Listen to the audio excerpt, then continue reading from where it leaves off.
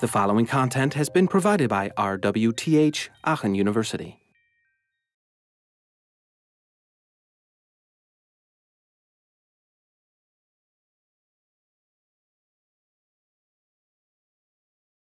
In those three levels of processing, how does design factor in there? So this is an example I took from an iPhone interface where you have to set a time, right? This is the trip planner from Deutsche Bahn, and you have to say, like, when do you want to depart? Let's look at this maybe in the three levels. On the visceral level, you try to make a product sort of feel attractive, right? And we had a talk here when the iPhone had just come out for a little bit by a guy from Motorola. And he said, you know,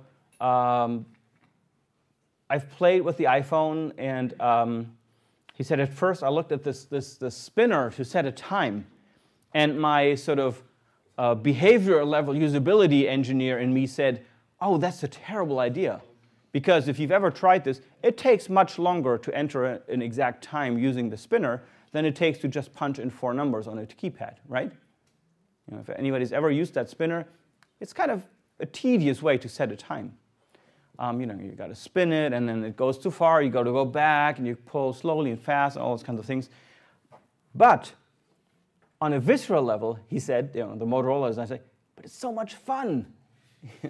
So people don't care that it takes a little longer to set an alarm because you can spin those little wheels, and it really feels like you're spinning physical little wheels because it's very well designed on this physical level of reaction, right? It really feels like you're spinning something. It has the right amount of speed up, of slow down, of sort of you know, inertia built in, all those kinds of things. Little sounds that click away as you spin stuff.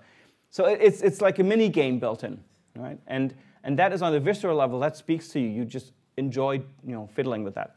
So on the visceral level, you make the product sort of feel attractive. And when you interact with the spinner, that's something that will you know, speak to that level. It's a playfulness of the design. On the behavioral level, you try to follow the cognitive standard usability rules that we have been defining in the last couple of classes, and that we'll continue to talk about a lot in the future classes.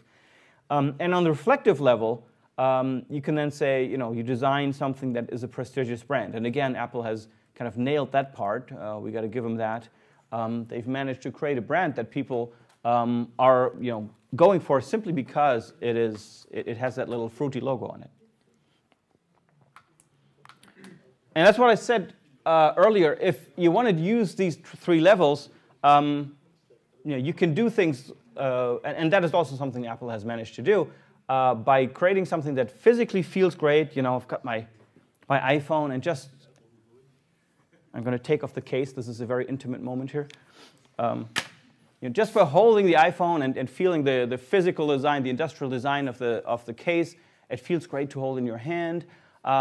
And then there is the thing like, hey, I have an iPhone, I'm so cool. And those two things together will actually make me forgive a couple of the usability nuances that aren't quite optimal, you know, to a certain level, right? That doesn't work if you really mess it up on the behavioral level, but it does give you a little credit on that third or middle level of design. All right.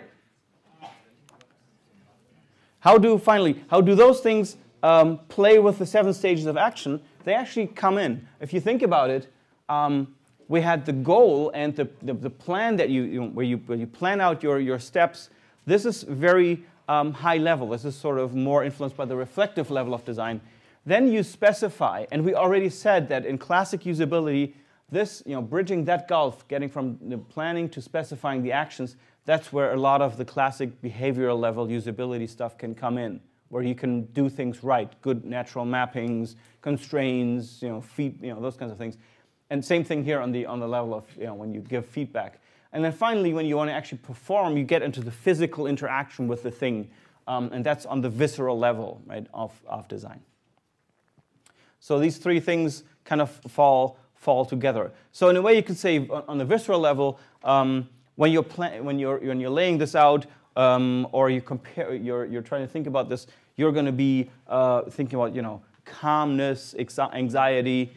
On the behavioral level, that's driven by Am I executing the right action sequence here, or am I planning the right one? And the reflective one is about the overall emotional experience. Am I blaming the device for a mistake that happened? Am I blaming myself? Am I proud that this thing works so great? Am I satisfied with the user experience as a whole?